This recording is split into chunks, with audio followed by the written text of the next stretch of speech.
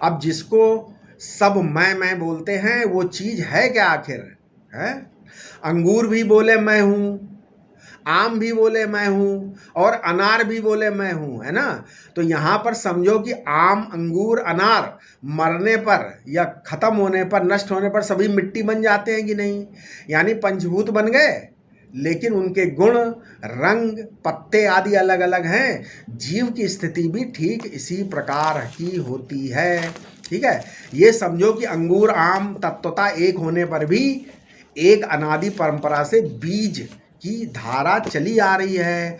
तो ऐसे समझो, उससे, है ना, उससे उसी पंचभूत में एक ग्रंथि बन गई है ना? यानी पंचभूत में एक विशेषता बीज रूप से जुड़ गई है।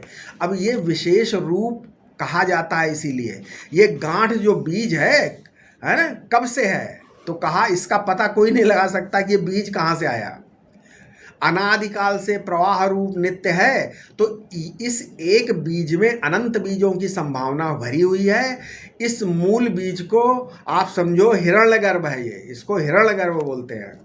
जो जो जीव ग्रंथियां हैं, चाहे पशु ग्रंथि हो, पक्षी ग्रंथि हो, है, उद्भिज ग्रंथि हो, जरायुज ग्रंथि हो, है, मनुष्य ग्रंथि हो, इन सबकी अनादि अलग अलग बीज परंपरा है।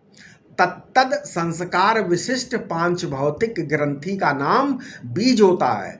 ऐसे तत्तद संस्कार विशिष्ट चेतन का नाम जीव होता है। अच्छा, बीज क्या है? बीज बा धन ई धन जा, है ना, बा प्लस ई प्लस जा। और जीव में क्या है? जा धन ई धन वा।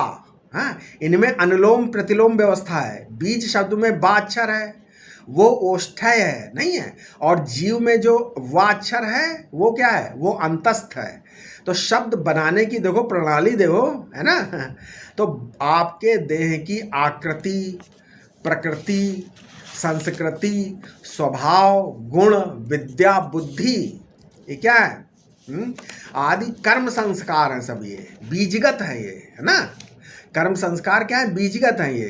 तो परलोक, पुनर्जन्म, ईश्वर, वेद के बारे में क्लास में बच्चों के सामने कुछ तर्कों से कह दिया कि परलोक नहीं, ईश्वर नहीं, पुनर्जन्म नहीं।